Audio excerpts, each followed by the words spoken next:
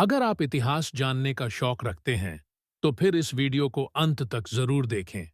हम आपको बताने जा रहे हैं कि दिल्ली का नाम कब, क्यों और कैसे पड़ा।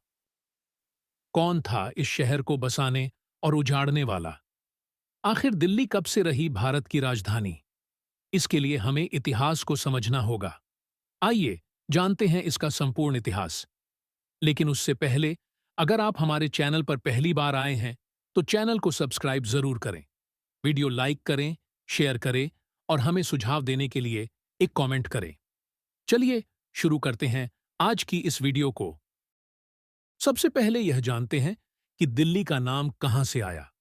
एक मिथक के अनुसार 50 ईसा पूर्व में ढिल्लू नाम के एक राजा ने यहां एक शहर को स्थापित किया था।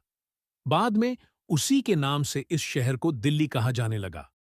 तो आपकी जानकारी के लिए बता दें कि महाभारत काल में दिल्ली को इंद्रप्रस्थ की राजधानी के रूप में जाना जाता था।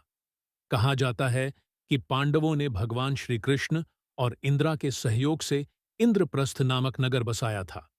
ऐसा माना जाता है कि राजधानी बनाने के लिए खंडावरण्य के जंगल को चुना गया था। दिल्ली की संसार के प्राचीन नगरों में गणना की जाती है। महाभारत के अनुसार दिल्ली को पहली बार पांडवों ने इंद्रप्रस्थ नाम से बसाया था। जातकों के अनुसार इंद्रप्रस्थ 7 कोस के घेरे में बसा हुआ था। पांडवों के वंशजों की राजधानी इंद्रप्रस्थ में कब तक रही, यह निश्चय पूर्वक नहीं कहा जा सकता, किंतु पुराणों के साक्ष्य के अनुसार परीक्षित तथा जनमेजय के उत्तराधिकारियों ने हस्तिनापुर में भी बहुत समय तक अपनी राजधानी रखी थी और इन्हीं के वंशज निचक्षु ने हस्तिनापुर के गंगा में बह जाने पर अपनी नई राजधानी प्रयाग के निकट कौशाम्बी में बनाई। मौर्य काल के पश्चात लगभग 1300 वर्ष तक दिल्ली और उसके आसपास का प्रदेश अपेक्षाकृत महत्वहीन बना रहा। हर्ष के साम्राज्य के छिन्न भिन्न होने के पश्चात उत्तरी भारत में अनेक छोटी मोटी राजपूत रियासतें बन गईं और इन्हीं में 12वीं शती में पृथ्वीराज चौहान की भी एक रियासत थी, जिसकी राजधानी दिल्ली बनी। दिल्ली के जिस भाग में कुतुब मीनार है, वह अथवा महरौली का निकटवर्ती प्रदेश ही पृथ्वीराज के समय की दिल्ली है। वर्तमान जोगमाया का मंदिर मूल रूप से इन्हीं चौहान नरेश का बनवाया हुआ कहा जाता है। एक प्राचीन जनश्रुति के अनुसार चौहानों ने दिल्ली को तोमरों से लिया था, जैसा कि 1327 ईस्वी के एक अभिलेख से सूचित होता है।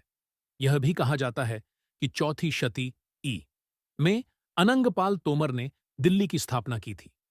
इन्होंने इंद्रप्रस्थ के किले के खंडहरों पर ही अपना किला बनवाया था। महाकाव्य महाभारत काल से ही दिल्ली का विशेष उल्लेख रहा है। दिल्ली का शासन एक वंश से दूसरे वंश को हस्तांतरित होता गया।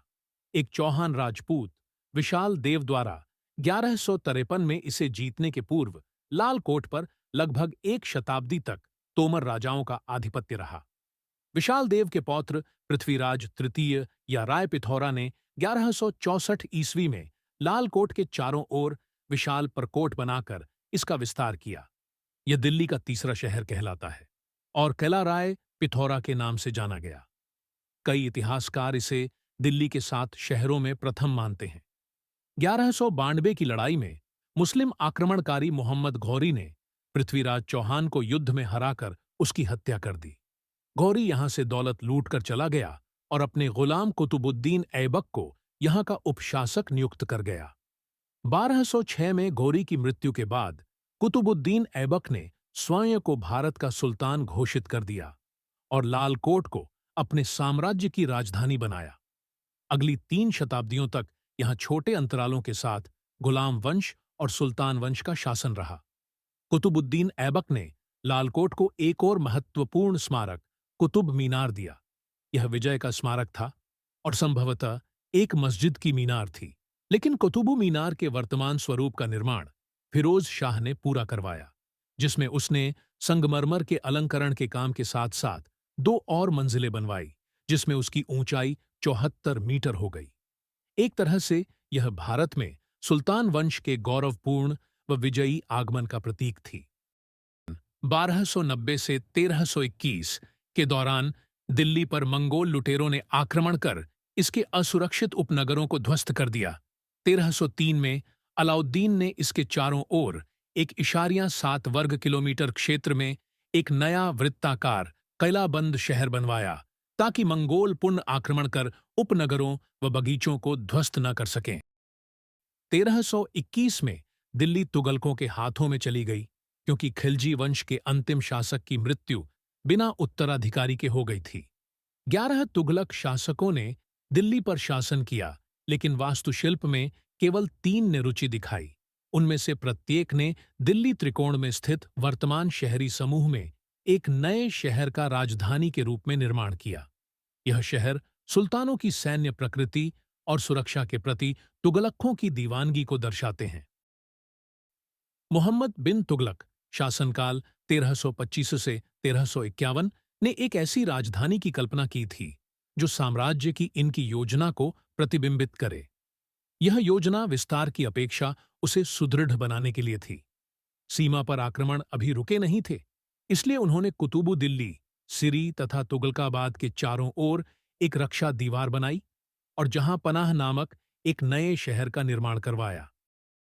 1338 में जहां पनाह की आबादी को नई राजधानी के लिए कूच करने के आदेश मिले, उजाड़ दिल्ली छोटे छोटे टुकड़ों में बंट गई और खंडहर नए शहर फिरोजाबाद के लिए ईंटों के भंडार साबित हुए, जो तीसरा और अंतिम तुगलक कालीन शहर था।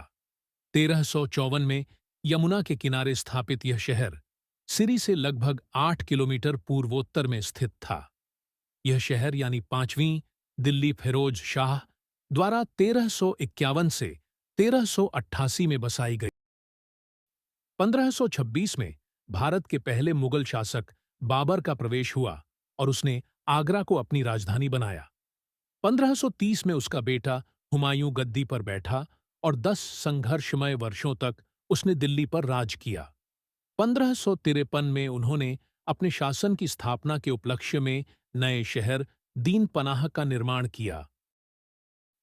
अगले 2 मुगल शासकों अकबर और जहांगीर ने आगरा को राजधानी बनाकर भारत पर शासन करना पसंद किया, लेकिन दिल्ली के महत्व को समझकर वे बीच बीच में दिल्ली आते रहे।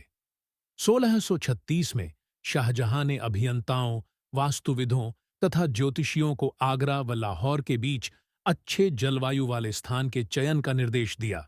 यमुना के पश्चिमी किनारे पर पुराने किले के उत्तर में सुल्तानों की हजरत दिल्ली का चयन किया गया। शाहजहां ने यहां उर्दू ए मौला नामक एक किले को केंद्र में रखकर नई राजधानी का निर्माण शुरू करवाया। लाल किले के नाम से विख्यात यह किला 8 वर्षों में पूर्ण हुआ और 19 अप्रैल 1648 को शाहजहां ने अपनी इस नई राजधानी शाहजहानाबाद के किले में नदी के सामने वाले द्वार से प्रवेश किया। लाहौर गेट शाहजहानाबाद किले का भव्य प्रवेश द्वार है। यहां से शहर की प्रमुख सड़क शुरू होकर फतेहपुरी मस्जिद तक जाती है। 36 मीटर चौड़ी यह सड़क शहर की मुख्य धुरी थी। रात को बीच के जलाशय पर पड़ती चंद्रमा की रुपहरी रोशनी ने इस स्थान को चांदनी चौक नाम दिया। यह सड़क दिल्ली का समारोह स्थल थी। शाहजहां और औरंगजेब यहां अपना शाही जुलूस निकालते थे। नादिर शाह और अहमद शाह अब्दाली विद्रोही घुड़सवार के रूप में निकले थे और मराठा व रोहिल्लाओं ने विजय उल्लास मनाया था।